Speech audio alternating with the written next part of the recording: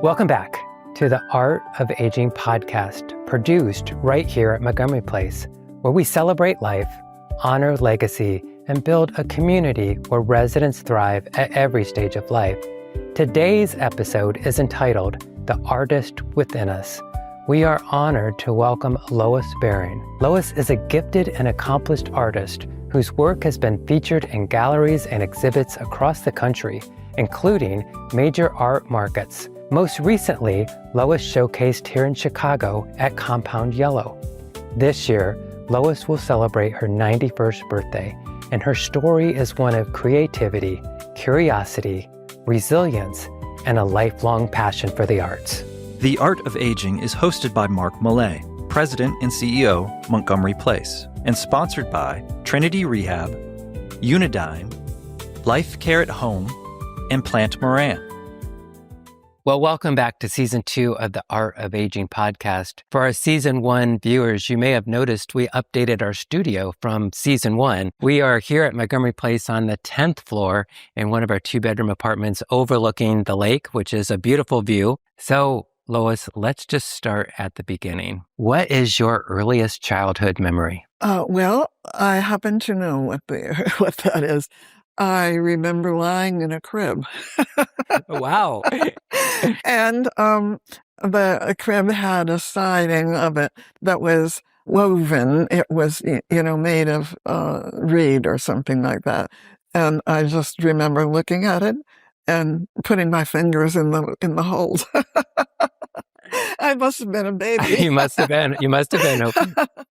So when and where did you first discover your love for art? I was always drawing and coloring and painting and stuff. And when I actually decided that I wanted to be an artist, it was in 1948, after World War II.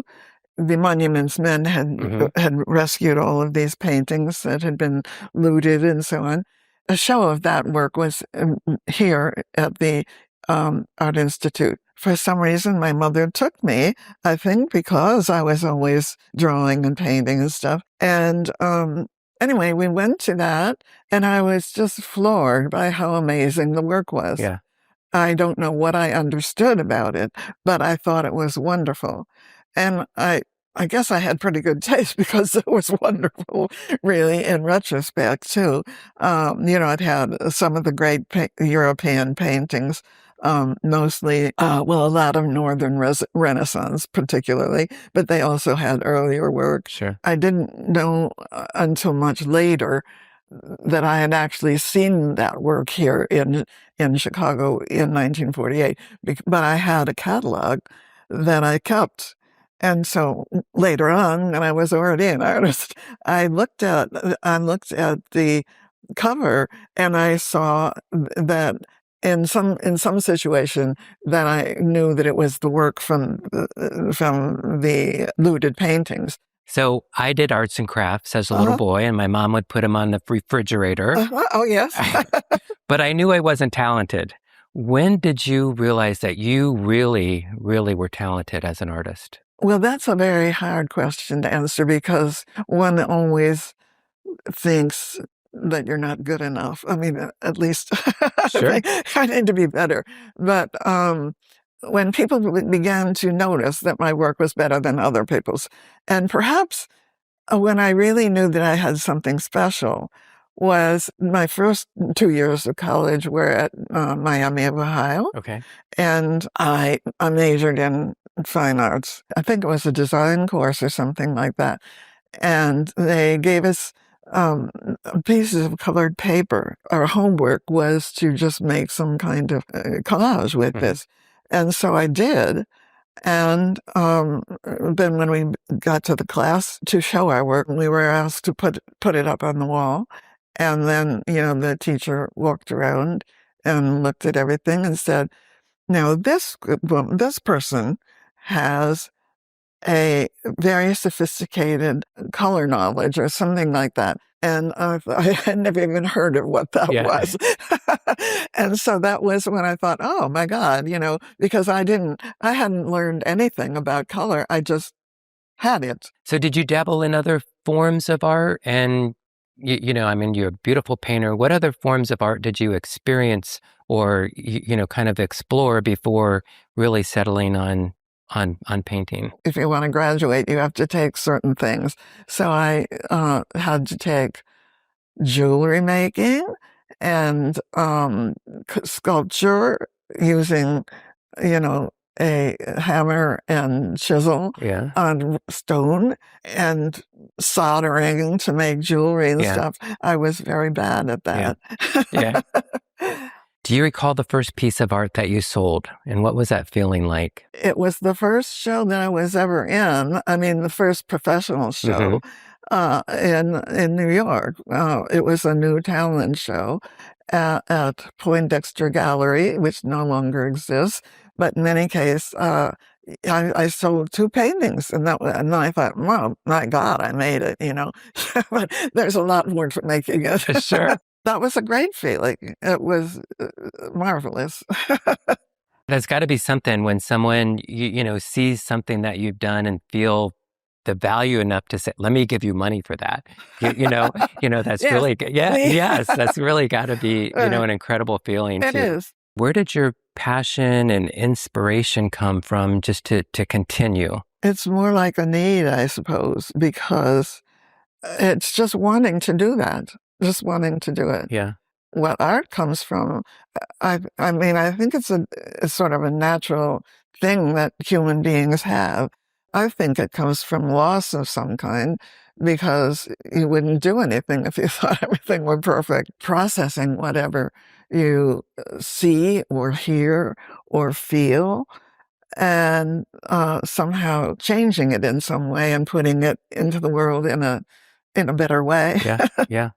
So you have several beautiful things displayed around Montgomery Place here. But one of the things I was most impressed with was when you were telling me about the cutouts Yes. that you do. So tell me about that. Where did that idea come from? And that was pretty unique. And how did you get started with that? The specific memory of when I had that idea is my husband and I were painting the loft that we lived in. And I was sitting on the floor, resting and looking at a paint can and with a brush on top of it. And I just painted it. And then I thought it would look better if it wasn't contained in this artificial space. But if I just took it out and put it on the wall, it just seemed that it would be bigger and more active in some way.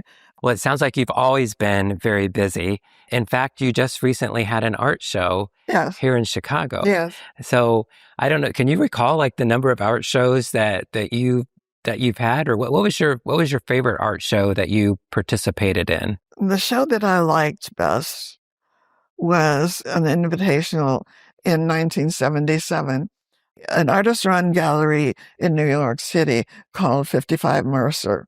It's an enormous, enormous space. It's 2 huge lofts that are together. And there were 3 other women artists who I knew. We all got a lot of reviews of that. I'm sure. And it was really a nice show. Yeah. And we had all, by that time, people were aware of us in the art world. As you reflect back on your life and your career, how has art just shaped your aging journey? Being able to make art is a very, gives me, and I suppose anybody who does it, a terrific feeling of agency. You can make that. Knowing about art enriches one's life. I think it is a source of strength that one can feel. Maybe people who play instruments feel that too. You have something you can do. So what keeps you inspired to continue to create today? Things that I see, like what I was looking at this morning. I even had ideas, well, how could I do this? It's that. I mean, you see something and you want to do something with it. Yeah. What advice would you give to a young artist who is starting out today? It's a hard way to make a living. It's just very rich. And I mean, it makes you feel when you are totally concentrated and you're working and you forget everything else around you, but you're just focusing on what you're doing and you know that you can do it and you're doing it. That is eternity. And I think that people need something to do in their lives. It makes them feel worthwhile. You can do that at any level too. I really appreciate your artwork and, just have you allowed, us at Montgomery Place to see it, how you have it displayed and, and your art show and you're still, active with that. You're one of our editors for The Messenger. And so you're writing and, your talent, you just continue to use it and showcase it here at Montgomery Place, which is just really incredible. So thank you for that. You're welcome. And that actually being on The Messenger, I'm working on closing, putting it to bed pretty soon. And that is something I love doing. And also working on the films committee. Yes, yes. And, we need new people who will contribute, because we need people who have followed movies all their lives, but who are still, at least if they don't go to the movies, they're reading up. Yes. Well, Lois, we're going to move into the next section of our podcast, which is called the MP3.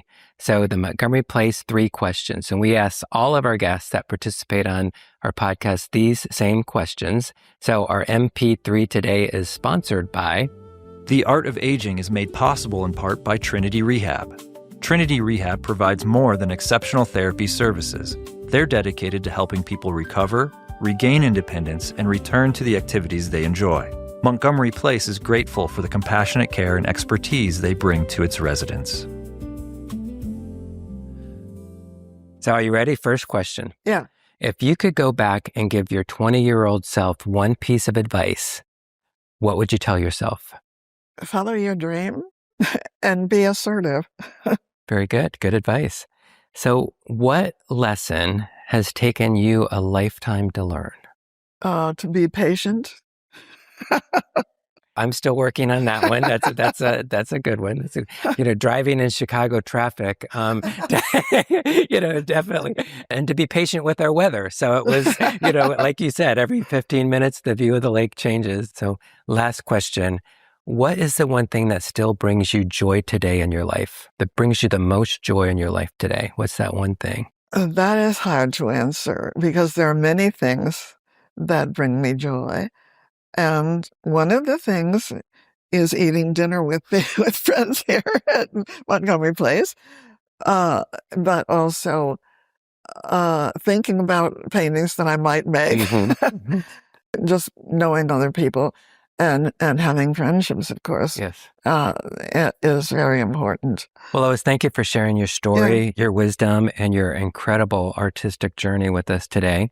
You are truly creative and an inspiration to all of us here at Montgomery Place. Thank you. We have a couple parting gifts, though, for you for being a guest with us today. Boy. So our gifts are provided by Clarence Davis, who is an award-winning landscape company who, as you know, takes care of our gardens here at Montgomery Place. They do. They do. So they are. So it's a nice, cup to put a cold or hot beverage in. And then, of course, a very stylish jacket to keep you warm on a cool morning. I will wear that for sure. So thank you again for joining us today. You're welcome. Thank you for having me. You're welcome. Thanks again to our sponsors, Trinity Rehab, Unidyne, Life Care at Home, and Plant Moran. Until next time, keep living fully, keep aging artfully, and keep sharing those stories that matter most. Thanks for watching and listening. We will see you next time on The Art of Aging. The Art of Aging podcast is produced by Montgomery Place. For more information, visit montgomeryplace.org.